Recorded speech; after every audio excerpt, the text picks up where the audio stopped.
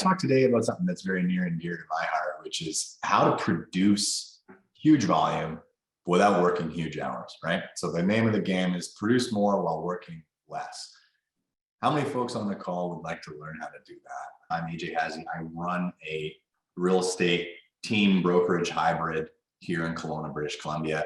And we've been doing this thing now since 2008 and have grown our company from a $500,000 company now to $10 million, and we're going to keep rolling. I really still feel like we're just getting started.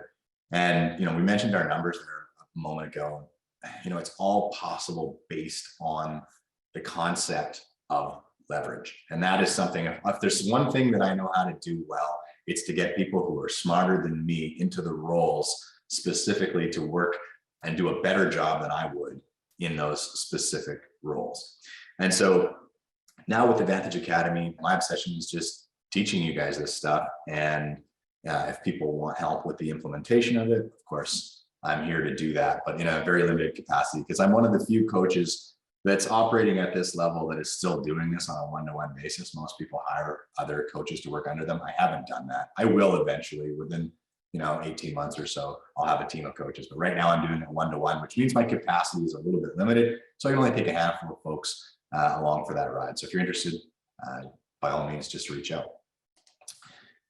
The model we've created has been called the future of real estate, or the real estate office of the future. And this highly leveraged model solves the major problems that most agents face, which is number one, where is my next piece of business going to come from? And number two, once I get busy, how do I have some semblance of a life? I think depending on where you guys are at in your careers, you may be experiencing this already, where your success cannibalizes your personal life. It cannibalizes the things that bring you joy. I went through this. I wasn't playing golf anymore. I wasn't going snowboarding. I never saw my friends. I was barely ever going on date nights with my girl. I was just all consumed by the business. Now that was some time ago, and I've solved that problem a long while ago, but I can remember vividly feeling like my success had cannibalized my life. Who has felt that or is currently feeling that way right now? I'd be curious, just as a show of hands here as well, just roughly, how many hours a week you guys feel like you're working right now? 60, 85, 70 to 80, 100, holy moly. Unlimited, no limit. Well, there is a limit, 24 in a day. Anybody else? These are a lot of hours, guys. So it sounds like I'm preaching to the choir. 55 to 65, Mark's got 70 cooking. 75, big time hours. So this is the problem with our industry, and this was the problem that I sought to solve with our business model. And it's a results-based business for sure. So I can share with you our results and how we stack up in our marketplace. Our average agent on our team selling 51 homes. We're selling homes faster for more money. So all the stats that would matter to a home seller, we are absolutely dominating our marketplace. But the 51 per agent is the one I want to focus on, because most people would assume that if our agents are doing that much volume, that they probably are working around the clock, cranking the same hours that you guys are, the 75, 80 hours a week. And you're welcome to survey any of my agents on the front lines.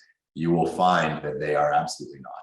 Most of them, when they're honest, particularly the ones as they get higher and higher in production, are working less and less, because as revenue permits, we hire more and more people to do the heavy lifting. And so the secret sauce to all of this is leverage. And if you've heard me on other webinars, I beat this drum consistently. If I have one overarching thing that I teach, it's that you've got to get leverage in your business. And realtors are notorious for feeling like they have to do everything themselves. Most agents feel like they have to choose between providing great service and increasing their volume, because they feel like it's a zero-sum game. If they get too busy, they can't provide the service. It's when you understand leverage and you make that mental shift that you no longer have to choose between the two, that the whole world opens up to you. And so that's what I want to focus on today. Is I want to talk about making the shift and getting the right butts in the right seats so that you can have your life back and still continue to scale your volume. So the problem with our industry is, A, there's no agreed upon business model that we all subscribe to. It's not like the dental industry or the legal industry where, you've got hygienists and you've got dental assistants and you've got a whole curriculum to train those folks to come in and leverage you. It's not that. It's very much everybody's out there trying to figure out the formula for themselves, scratching their head. And it leaves a lot of people confused and in a space where they feel like, well, if it's meant to be, it's up to me. I guess I've just got to do all of this work. And the vast majority of agents stay in that space for their whole career. And it's really sad because there is a promised land on the other side of it. And once you recognize that removing yourself as the bottleneck is the answer, the whole world opens up to you. Now, most people on this call have heard of Pareto's Law, which is the 80-20 principle. And that is that the few vital tasks, the 20%, will produce 80% of your results. But the 80% of the time that you expend in your business and in your day, the many trivial tasks, will only result in 20% of your overall results. So we got to get on the right side of this equation. And this is really the key to getting leverage, is to understand, okay, what of what I do in a day, you need to audit your workload and figure out where the 20% of the items are, the few vital tasks that are moving the needle the most for you. You need to figure out what those are, and you need to make that your job description, and you need to make the other 80% someone else's job description. So this is just an example of what a workload might look like. And you have to figure out what it is that makes the cut. So you've got things like developing marketing initiatives and looking at tracking and prospecting and follow-up and asking for reviews, and the list goes on and on and on. This is a list of, say, 50 tasks that might be on it. And our list is much larger than this, but this is just a visual example of this. So you might audit everything that it is that you're doing and go, okay, of these items, what are the 20% or the 10 items that are moving the needle the most for me in my business?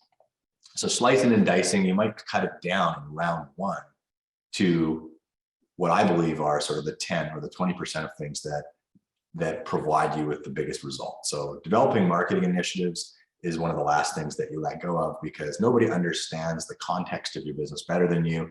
And this is really a highly leveraged activity, because you can put one program together that is going to bring in hundreds, if not millions of dollars. So that is a very leveraged activity and something you'll want to hold on to. Reviewing tracking, nobody's going to care about the indicators and the KPIs more than the boss. So reviewing the tracking is something that you don't delegate until you're well down the track. Prospecting, picking up the 10,000 pound phone and making it rain, that is one of the last things to delegate as well. And then you've got thought leadership content. This is where you're establishing yourself as the authority in the marketplace, highly, highly leveraged. Doing buyer consults, again, one of the last things you get rid of, but you'll still do that in the early stages. You'll notice showings and things like that are not on this slide anymore, right? But buyer consults, helping people chart their course, helping people, just like a dentist would sit down and review the x-rays with the patient before turning it over to the dental hygienist or to the dental assistant. Exactly the same. You're going to be there, help them chart the course, and then you jump in, solve problems as needed. After that, building the team becomes one of the most important activities that you would keep. You probably want to keep all your listing presentations for the first little while, keep those near and dear. And then anything business development wise, that might involve going to masterminds, taking trainings. And it might also just be as simple as prospecting or implementing new marketing tactics. And then of course, negotiating for your clients. One of the most referable skills, one of the last things that I delegated. I now am out of that space as well. But this was, for me, when I sliced and diced it, these were the 10 things that I wanted my job to be. And I ran like this with some help from I'll share with you the key hires you need to make in order to get this level of leverage. But I did this for years. What I found is that you can actually do this again. So you could take this group, and as you continue to add more brilliant, talented people to your group, you can do this once again. And so for me, my job now consists of the 20% of the 20%. And so for me, business development and team building, that's my job total. So what this is based on is if the same principle applies in round two, then 20% of 20% would be 4% of that original list. And that 4%, I call them super tasks. Those would account for 64% of the overall result if you're just using the 80-20 math. And I would actually suggest to you that those two things account for more than 64% of the growth of the overall success that we're having as a team. And that's what I spend my time doing. Now, you don't get there in overnight. This is done in stages. And I'm going to share with you the stages and the levels of leverage that you add as your revenue permits. Now, in order to get there, though, most of us would feel like we're kind of this guy, where we're juggling so many things that we don't really have time to spend on business development. We don't have time to spend on team building. So business development, what am I talking about? That's making it rain. That's nurturing your A+ clients. That's implementing new programs and marketing plans. And we know that our time is best spent in business development mode. That is where we want to be as business owners. But because we're doing the marketing and because we're doing phone sales and we're going out on consults and we're having to do our own paperwork and we're running around doing showings, the business development stuff gets sort of left always kind of on the back burner. And it just is one of those things that nags at you. You wish you could get to it, but you just don't, because you have so much urgency and so much reactivity in your business that you never have opportunity to go in there and do that business development that's really going to move the needle. And then, of course, team building, because you're doing everything yourself and you're not taking the time to build systems and to build a platform for other folks to come and join, you really don't leave yourself time to do the recruiting and the hiring of the new talent and the coaching and the development of that talent that you need, because you need bandwidth for this. And that's what we're all lacking, right? If we're working 75, 80 hours a week, what bandwidth do we have to do business development and team building? It's just the last thing on the list always, because your business is screaming at you with urgent things. So we need to understand this. This is the thought exercise, okay? We need to understand that people, and by people I mean clients, do not demand your presence.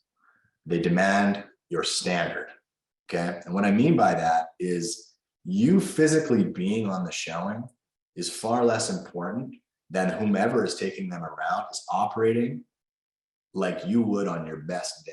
Your standard for showing property, whether that's showing up with a road file, having the research done in advance, having asked key questions, having shown up and turned the lights on in advance of the customer coming, whatever those items are, whatever you believe is the best way to show property, that's how the person, your proxy, will do it every time. And that is what your client demands. That's standard, not your physical presence. And trust me, I've done this over the last 10 years. I haven't shown a property in 5 years, and people don't get upset about it.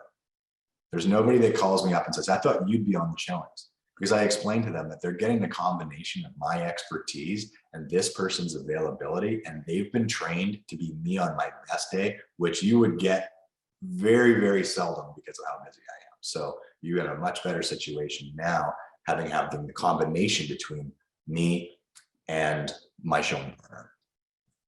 All right. So the thought exercise is really important. You have to get this idea that the client demands me, and if they don't get me, they're going to feel like they're being passed off. That is a myth. It's something we tell ourselves, and it really has been disproven, not just by me, but by all of the team leaders now that I have that I'm coaching, as well as my top 5 agents of our 12 who all have junior associates now doing all of their showings. So it's been disproven, myth busted. So what is the way forward? How do we carve up this insane business of 50 or 100 hats that we all wear, right? So I really believe that you can carve it into quadrants, and that you're 4 key hires away from total freedom, okay? And so the first person that you hire in this process is an operations coordinator. Now, many people on this call probably have an admin, and when we hire admins, sometimes we're a little short-sighted. We're just looking for somebody capable or competent enough to come in and take some of these administrative tasks off of our plate.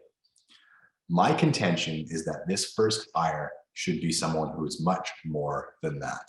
This operations coordinator is going to become the integrator in your business. The person who is responsible for running the whole back end, they will become the office manager eventually. And so you want to hire with that in mind. Okay, so initially the operations coordinator will wear many hats. They'll be the marketing person, they'll be doing lead coordination, they'll be helping with the transaction management, the client care, they'll be managing some of your vendor relationships, and they're going to be handling whatever HR and the finances that you need.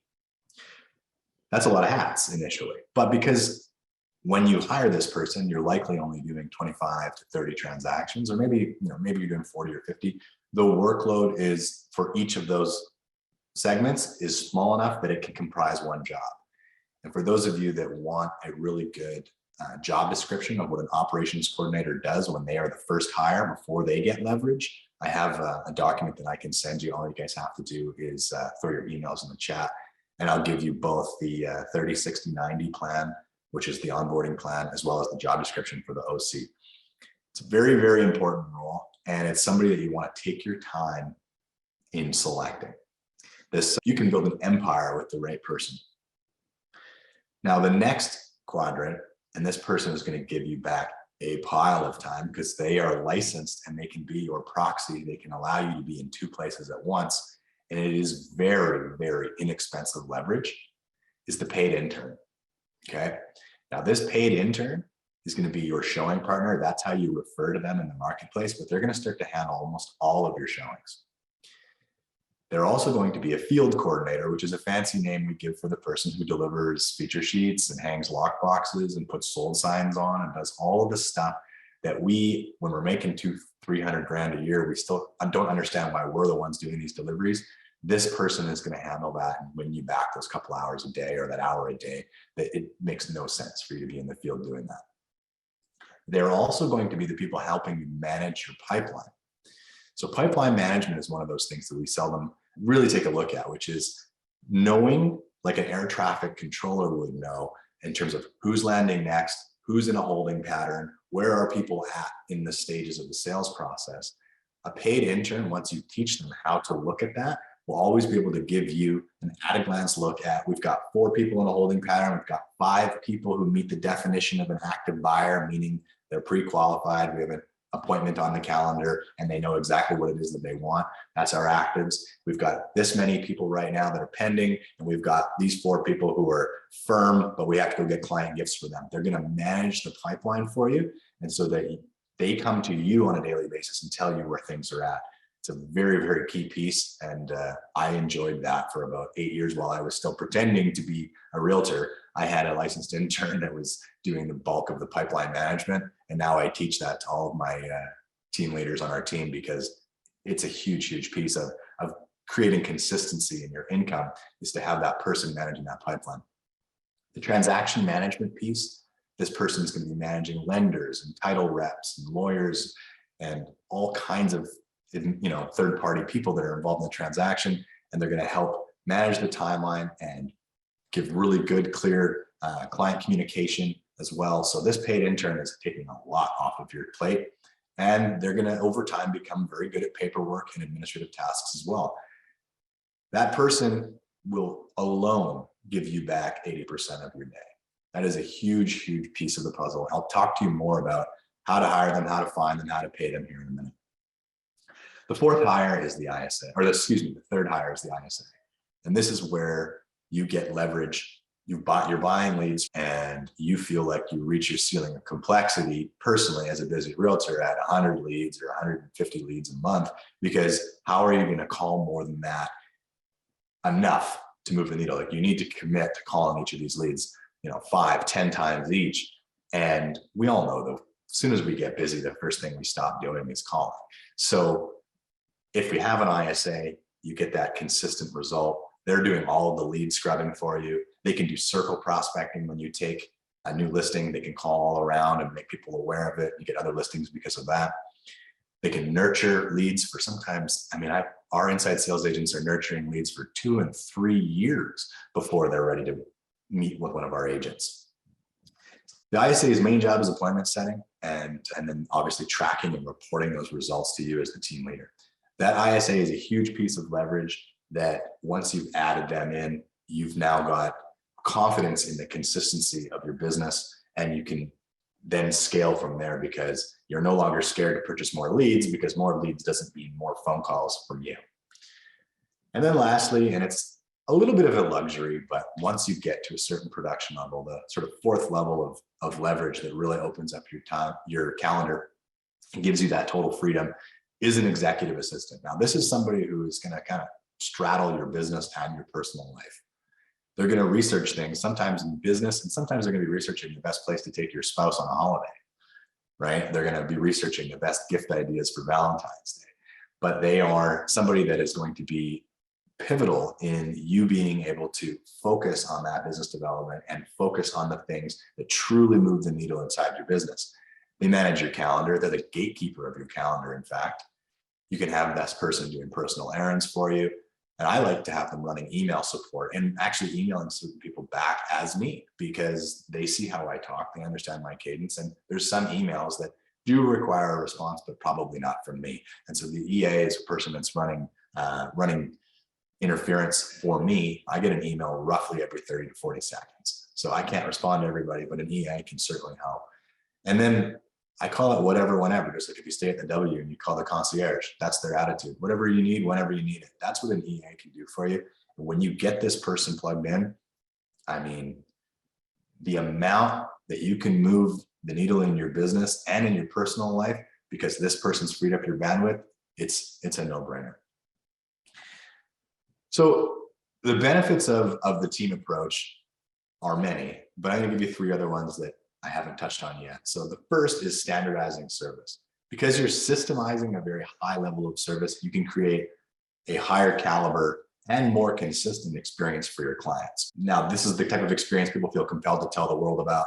It generates more referrals, it generates more reviews. It just builds the business. When you can standardize a high level of care, things explode and open up. The next one is you're now creating, by creating a team, you're creating a platform for scalable growth. Because you've got the entire business carved into these separate quadrants and these roles, you can continue to add talent as you go, meaning more agents to your mix and more administrative support. Interns eventually become frontline agents, and your sales force will double every other year. So this platform is created by creating the team. And so it's, if you've got big vision for your business, these 4 key hires will become the platform for a scalable growth model. And then lastly, and this is the thing that I love, is location freedom. So once you've got specialized members operating from your playbook and they're all upholding your very high standard of service, you're now free to make your contribution, that business development and team building contribution, from anywhere you want. Case in point, I am leaving tomorrow to go down to Scottsdale to our place there, and I'm going to be there till the end of March. In the meantime, I'm going to continue recruiting. I'm going to continue with the business development stuff, projects that I'm working on, but I'm going to be in Scottsdale while my team's in Kelowna. And I have that location freedom because I've taken the steps to put this leverage and have way better, way smarter people in each of those other areas than me doing that job. All right. So key hire number 1 is the operations coordinator, or we call them VOC. What do? They do operations. They also help you with marketing and lead gen. They're going to help you with lead coordination, tracking, reporting. They're going to help you with transaction management, help you implement a client care and appreciation program, and help with project management. And in the early days, one person can do all of this. They can wear these many, many hats. Now, where it goes from there is that this operations coordinator eventually gets leverage. They become the operations coordinator at the center of a VA hub. Okay. And so a VA, the first thing you might offload would be, say, maybe marketing and lead gen. They would still oversee the result, but they would have a VA doing most of the tasks involved. So they would 80-20 each one of those jobs, and they would give the 80% to the VA, and they would maintain the 20% that moves the needle the most, or that requires somebody that has a little bit more context, or requires somebody who is local to do those things. And so they're actually 80-20ing each of those different job descriptions and putting a VA in behind them. Now, VAs can range anywhere from $800 a month up to maybe $2,000 a month, but they're going to be far less expensive than hiring somebody and paying, the EI and all of the other benefits that are attached to an employee. So this is what the hub eventually looks like. And so you'll have your OC at the center, and then you've got a VA that handles marketing. You've got a VA that is a lead coordinator and manages your database.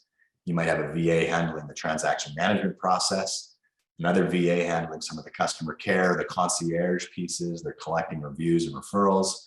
You might have another VA that as you're bringing more people on, it might become a whole role for somebody to do HR and onboarding. That's where we're at now, where we have a VA that helps us specifically with that.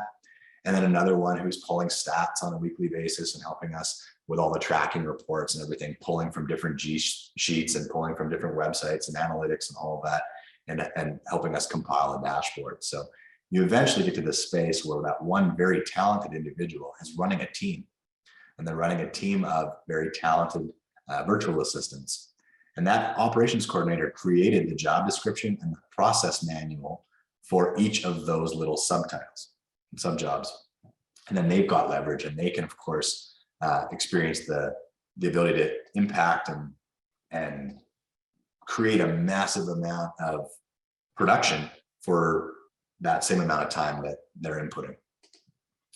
So once that operations coordinator is leveraged, I call it the OC leveraged edition, their job is really the integrator of all things with your business. They're the office manager, they're still doing HR. They're going to handle large projects, implementations of new software or anything like that. They're writing the book on procedures and controls, still going to manage all your vendors and be very much in tune with all the tracking and reporting and have those high-level meetings with you as the CEO. That's what the OC does once they're leveraged. And then they kind of maintain a little bit of a thumb on each of those other roles that the VAs are handling. And part of the HR is running that team of VAs. But that is a very highly leveraged OC. And that's kind of where things head as you continue to grow. Looking for this OC, so going back to answer the original question there, where do you find them? First, you need to know what you're looking for. And that can be found by reading this book, Rocket Fuel by Gino Wickman. It talks about the very synergistic relationship between a visionary and an integrator. And it helps you understand who this integrator is, like at their core. What type of person would thrive in that role? Who wants to be number two? They want to be the Spock to your Captain Kirk, right? They want to be the person that's behind the scenes, the person behind the person.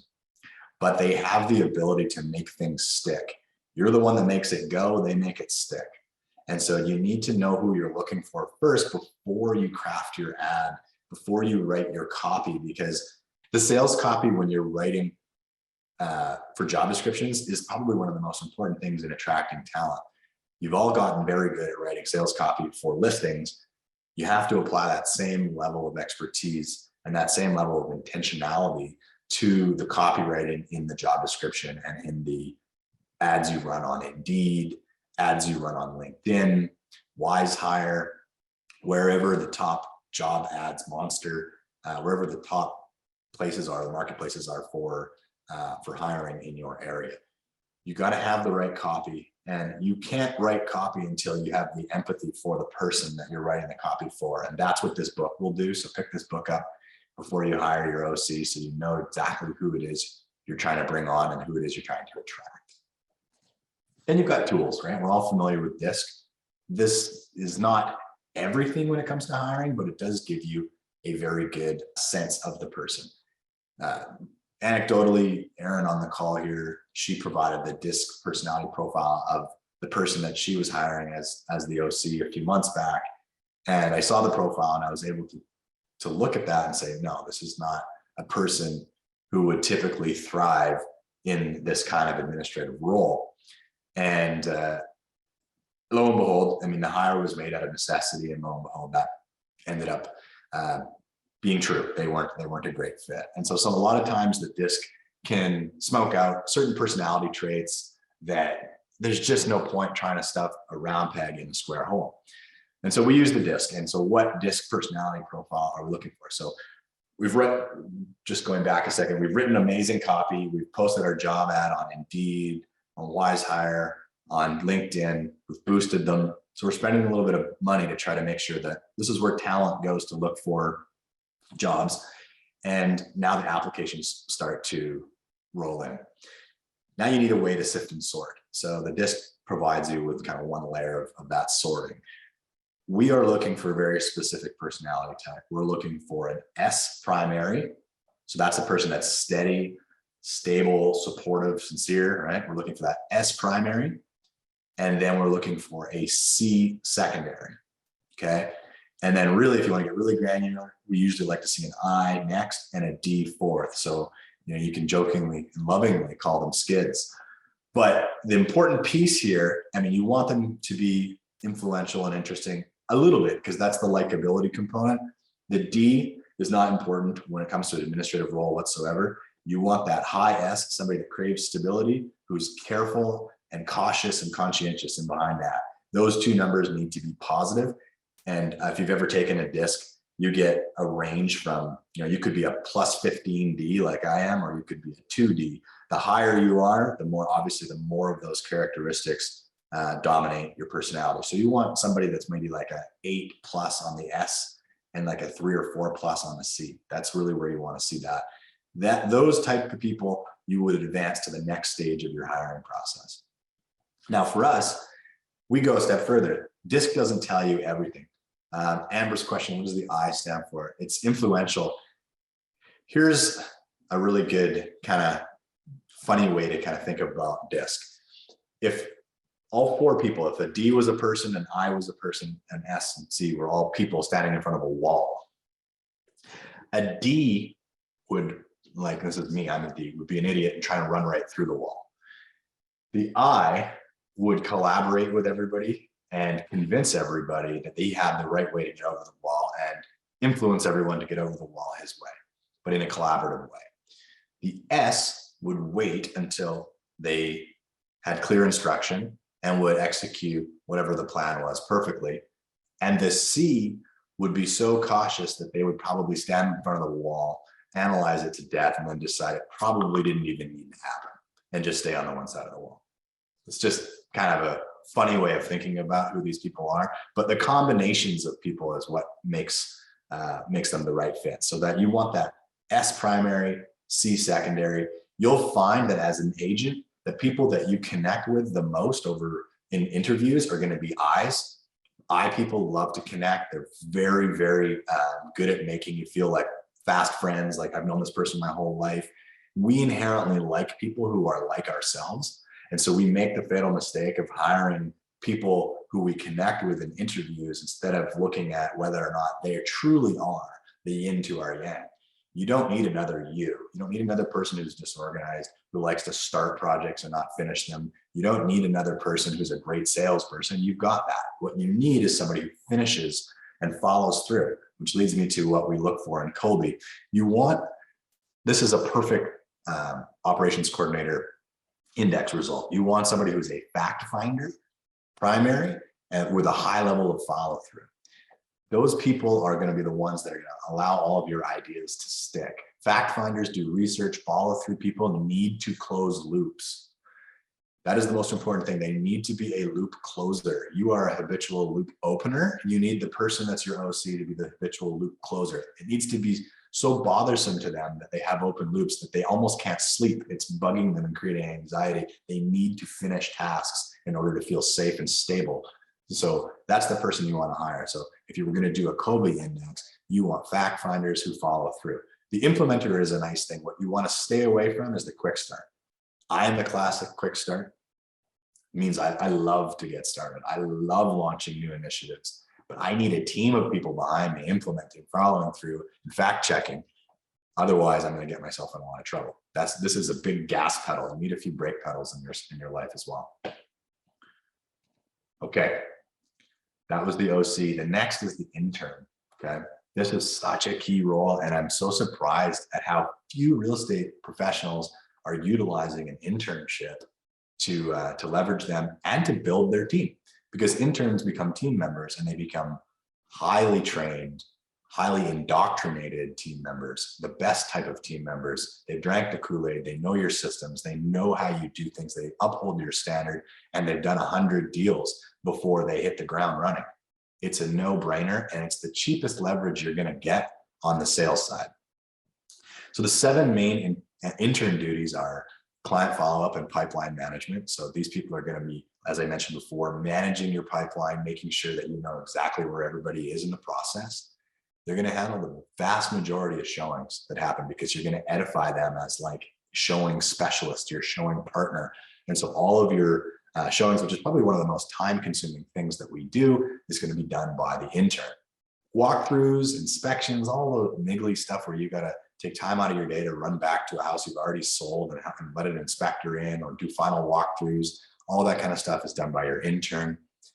You will train them on how to prepare contracts, and they're going to be the ones doing that. You'll be texting them the details of the contract, and they're going to build that contract for you on the fly. They're doing deal management, managing the other side, managing the other realtor, managing the brokers. You're going to step back in and solve major problems. But for the most part, the whole deal management is going to be done from that intern. And then the field coordinator, I mentioned that before, that's the running around, installing lock boxes and sold signs and feature sheets and running and grabbing, HOA documents or strata documents, all the stuff that just sucks up your day that you realize can be done by somebody for much, much less. And then open houses. Sometimes your clients demand them. Also, that from time to time, you are going to get some business from open houses. But as we get longer in the tooth, one of the things we want to do least is an open house. But you can have your intern go. You can endear your sellers by popping your intern in there for an open house. And it's just a great way for them to do some prospecting on their own as well and cut their teeth as a salesperson. A showing agent is one of the most important hires you can make, because now suddenly as a licensee, you get to be in two places at once. It is a game changer. So how do you sell it? How do you find this person? How do you compensate them? Well, first of all, this top line, a chance to earn while you learn. There are tons of people getting into the business and they are shaking in their boots because they have no idea what the business even entails. They want to learn from somebody, but it's not set up anywhere for them to be able to do that. The thing that they crave the most is someone to mentor them, someone to take them under their wing and show them the ropes. And they're also very worried about the initial risk. This is why majority of realtors that get in the business end up leaving, is because they actually underestimated the amount of financial runway they would need to sustain themselves in the early stages when you're not selling any homes. And of course, there's no paycheck. So you're removing that risk so they can focus on becoming exceptional. And when I say removing the risk, I mean like a base salary of $3,000 a month. That is what we pay. $3,000 a month is enough to remove the risk. They can pay their rent and they can afford groceries, bottom line. The balance of their compensation comes from the amount of deals that they get their hands on. And I suggest that you let them touch every single one of your deals and you cut them in for 5% of the GCI. So for us, we're talking $500-600 a transaction. And they're getting tucked in under agents that are doing minimum of 5 deals a month. So, if they're going to, let's just say at the entry point, 60 transactions and $500 a deal, that's another 30 grand on top of their $36,000 salary. An intern making 66-70 grand, it doesn't sound like a lot of money to us, but for them, the combination of being able to learn and getting 10 years of experience downloaded into them in a year and a half or 2 years, that's absolutely a fair trade. Now we use a minimum of 100 transaction commitment because we want to make sure that if we're going to invest time into somebody as an intern, that they're going to stick around long enough to become useful. Because the first 5-10 transactions, you're going to be holding their hand. Their training wheels are very much on, and it doesn't feel like you're getting all that much value. It's only after about 5 to 10 transactions that they really start to leverage you and become super valuable in your business. So you want to make sure that you've got lots of runway in the relationship. So 100 transactions for us is usually anywhere from 18 months to 2 years. So we typically look for intrapreneurs, not entrepreneurs, which tend to be an I primary, D secondary. You do want some D because that's that ability to keep going in the face of adversity, the ability to take a punch and get back up. The D is pretty required. To be a successful agent, you need to have a positive D number, I feel. Not to say there aren't exceptions to the rules, but the vast majority of successful agents have a D, at least in the secondary. The team leaders typically are a D primary, and those folks will leave you. If you hire a high D, they will leave you within 2 years. And I had a gentleman, I could tell he was off the chart D, and the questions he asked me, I could tell all he was doing was reverse engineering my operation so he could go and build it himself. And he would look at the internship or the early stages as really just as an extension of his education. You could tell he was he was not long for the business. So we don't make that mistake anymore. We don't hire people who are trying to reinvent the wheel. We want entrepreneurs, people who want to build a wonderful business inside of our business. Now it's our job to cast a vision large enough to encapsulate the vision of these talented individuals that want to come and build their business inside yours. But again, how do you sell it? You are going to get 10 years of experience downloaded into you into 2 years, meaning that by the time you become a full-fledged agent, you have as much experience as agents that you're meeting out there in the marketplace that have been in the business for 10 years or longer. So you have a huge advantage. And then again, casting that vision, eventually the student becomes the teacher. So we share with them that once they reach a production threshold of 50 or 60 annual transactions, then they qualify to get their own intern. And the whole thing comes full circle as they become the mentor and they gain that leverage that they offered that person 3-4 years ago when they got into the business. So it's part of the leverage track that we offer. And it's also part of them seeing them with you long-term, is that they can see that if I put my head down, I focus on my production and I get up to a certain level, then I then become the mentor and I get to, live the promise of no evenings and weekends and not having to run around and do showings and not doing all of the sort of little niggly stuff that we download to the intern. So it's a pretty cool retention tool as well. So the disc model for the intern, you're looking for a high I primary, and then either an S secondary or a D secondary. In either case, you don't want the D to be way, way too low, but it's not really important that they're a highly dominant, direct, decisive doer. You're looking for someone who's more on the IS side. So now we're on key hire number 3, and that's that inside sales agent. Okay, and their job is to follow your web lead protocol, because proper protocols on the web leads that we're buying is the difference between making money and getting rich, or just breaking even, or losing money and quitting the whole thing altogether. It's all about the lead protocol. It's all about, the double dial and the contacting them again and following up every single day with a call, an email, a text.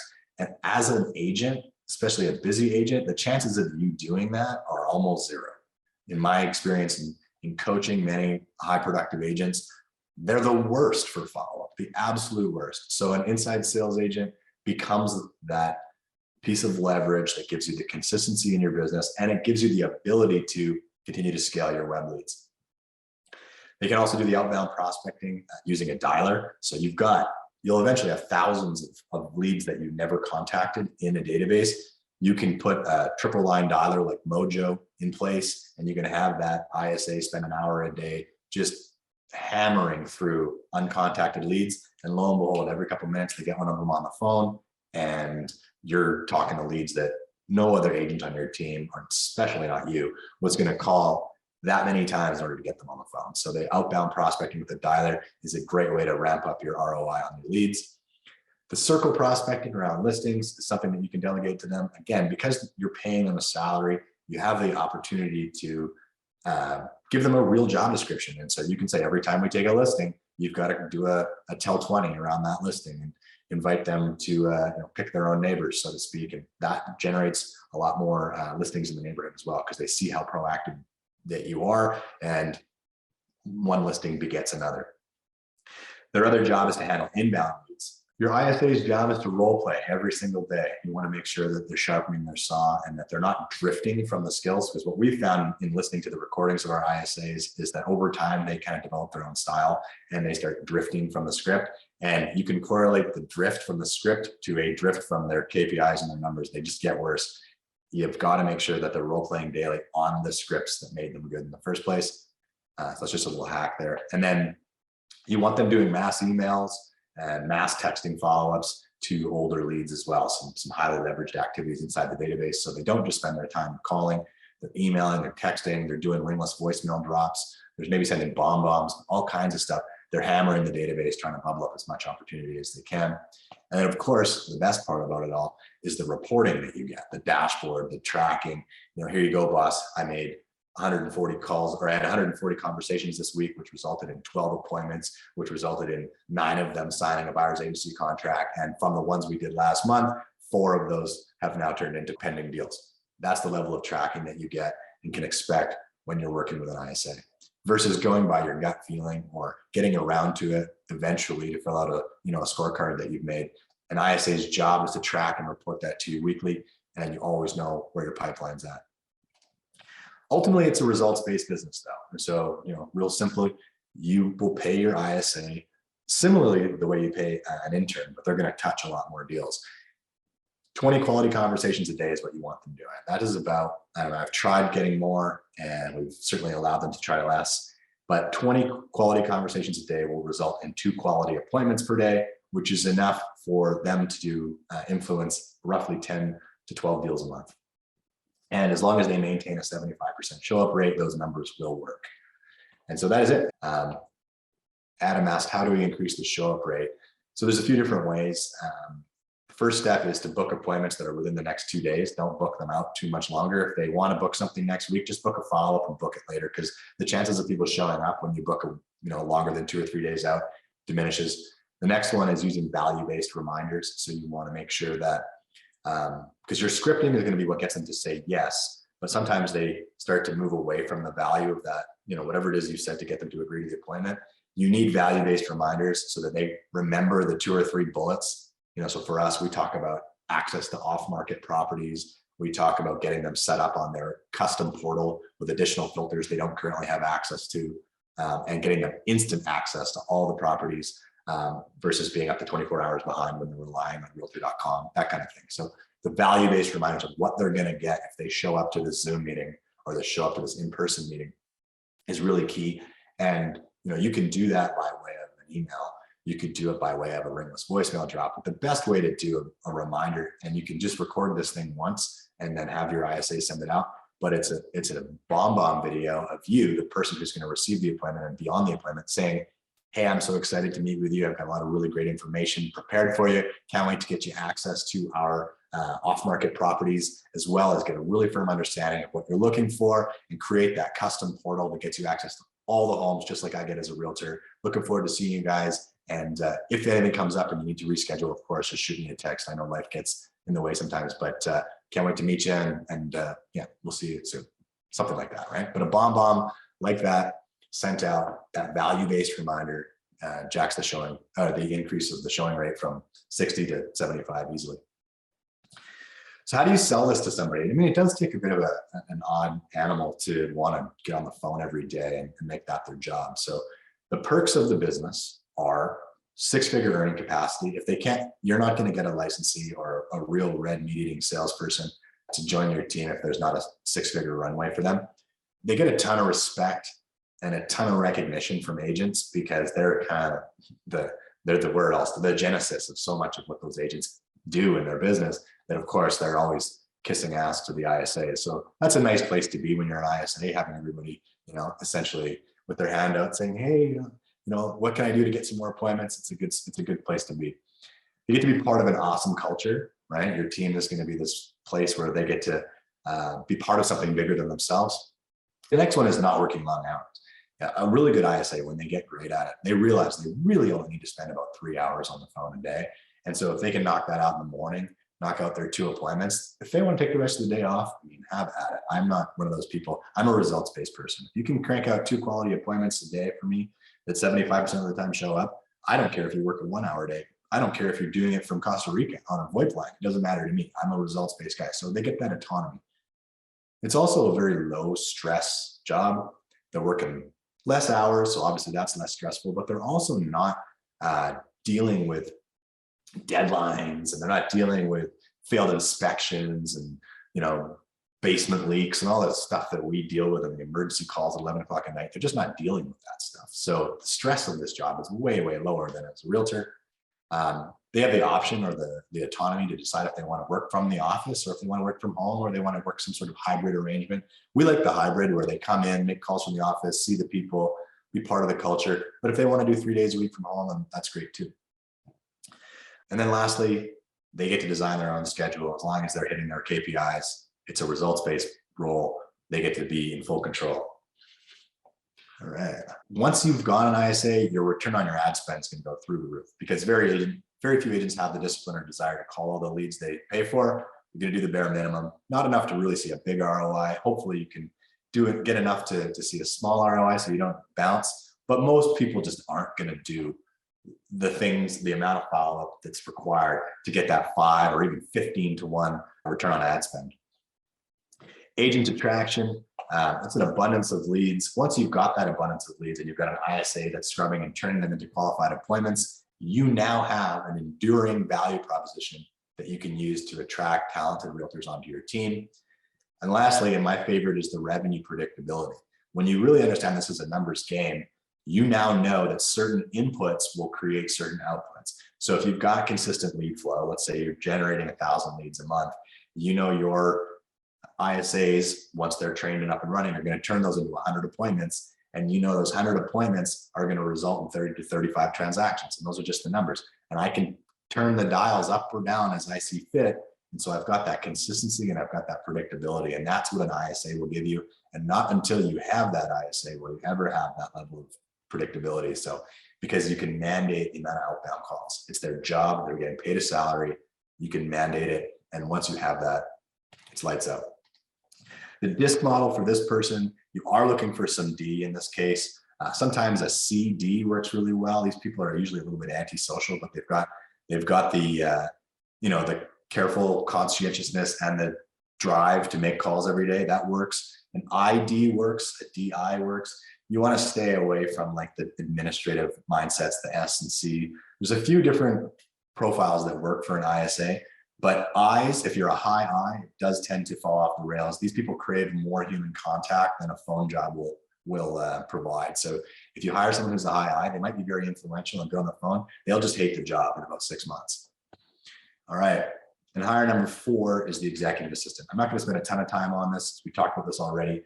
But once you've got someone organizing your calendar, running interference for you, being the gatekeeper of your schedule, also setting appointments for you, doing research, handling the personal affairs, the errands, email support, screening, all that stuff, you win back a pile of time.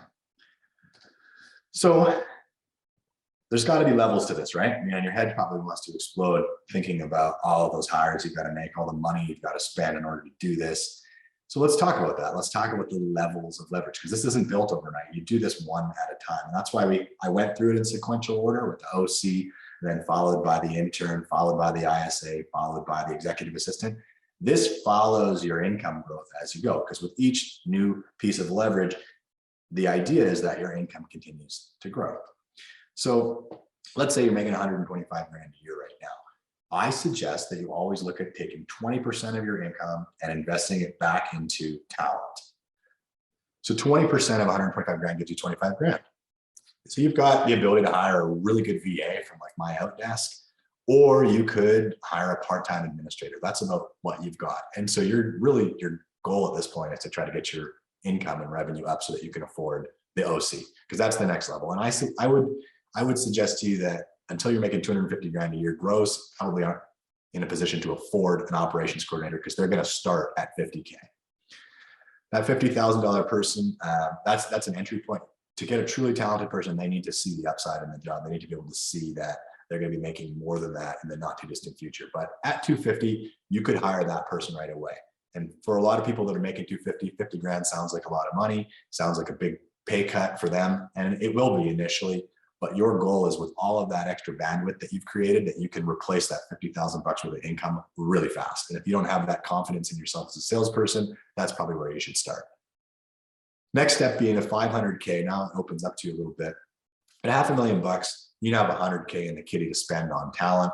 I would suggest to you that you've got the OC, and now you're ready to take that OC up to 70 grand a year and pay that intern, or 65K a year, let's say, on the operations coordinator. And you've got the ability to pay that intern the $36,000 a year salary.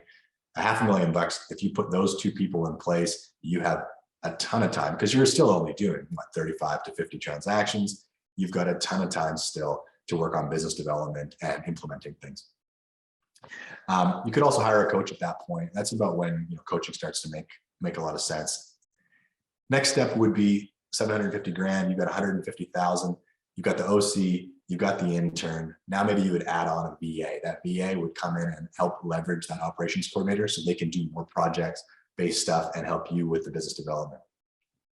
At $1 million, you can add another layer of this. So that might be where you'd add on the executive assistant. So at $1 million, you've got $200K a year to spend. You add the EA. You don't really need an ISA until you get around that point in time. So that 1.5 million is kind of where I slotted it in. You could certainly use like a third-party ISA service like Persistence AI or something like that sooner.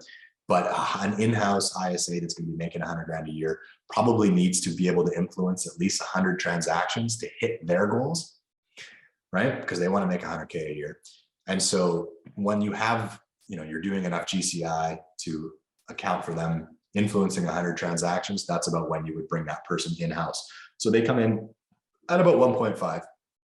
And then when you get to $2 million, you've got a whole team of VAs at this point. You've got 2 interns, you've got your executive assistant, your ISA, you have a transaction manager, and you probably hired a retired person to run around. And we've got our guy Ross, he's phenomenal, and he drives around in our branded smart car and delivers lock boxes and feature sheets and orchids and all kinds of stuff to our folks. So he's our field coordinator. So that is the levels to it, guys. And of course, it goes far beyond that. We have 10 administrators now in-house, but I wanted to take it only up to the 2 million mark because I didn't want to overwhelm anybody. What this allows you to do, and you guys have all seen this quadrant before, once you have this bandwidth back, you get to spend your day in the right quadrant. And that is in the important, not urgent category. The things that don't scream at you, but if you did them, your business would surely grow. The strategizing, the planning, all that kind of stuff. The thinking, you got to give yourself space to think and to really be able to, as I said, strategize.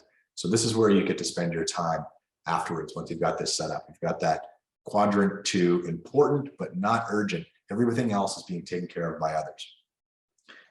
Once you get it right, then you're in the promised land. You can run your business from wherever, whenever, and you've got a truly leveraged business that has enterprise value.